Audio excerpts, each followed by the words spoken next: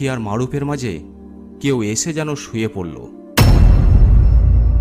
আঁখি পিছন ফিরতেই তার শরীর হিম হয়ে গেল।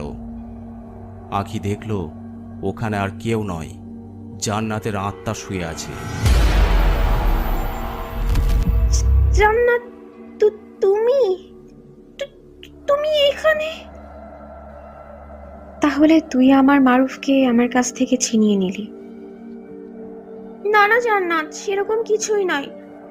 তুমি ভুল বুঝছো। তখনই মারুফের ঘুম ভেঙে যায় আর জান্নাতের আত্মাও অদৃশ্য হয়ে যায়। কি ব্যাপার আঁখি, তুমি কার সাথে কথা বলছো? না মারুফ কেউ নয়। এই বলে আঁখি আবার চুপচাপ শুয়ে পড়ে, কারণ সে জানতো ওর কাছে মারুফের করা প্রশ্নের কোনো উত্তর নেই।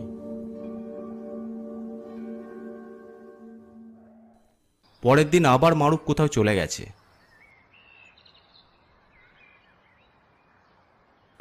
আঁখি খুঁজতে খুঁজতে সেই কুয়োর কাছে চলে আসে যেখানে জান্নাত ডুবে মারা গেছিল। দেখে মারুফ ওই কুয়োর পাশে অজ্ঞান হয়ে পড়ে আছে। মারুফ তুমি এখানে? কি হয়েছে মারুফ? আঁখি মারুফকে তোলার জন্য কুয়োর কাছে এগিয়ে যায়। তখনই কুয়োর ভিতর থেকে কান্নার শব্দ ভেসে আসে। এ কি, ওর ভিতর থেকে কিসের শব্দ আসছে? মনে হচ্ছে কেউ কাঁদছে। আঁখি ধীরে ধীরে কুয়োর কাছে এগিয়ে যায়।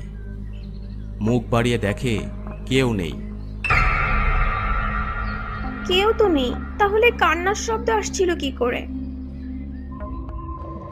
তখনই দেখে কুয়োর ভিতরে পানির মধ্যে কেমন উথাল পাতাল শুরু হয়। আঁখি আরো ভালো করে মুখ বাড়িয়ে তাকিয়ে থাকে। তখনই জান্নাতের আত্মা কুয়োর ভিতর থেকে হাত বাড়িয়ে ওকে ধরতে আসে।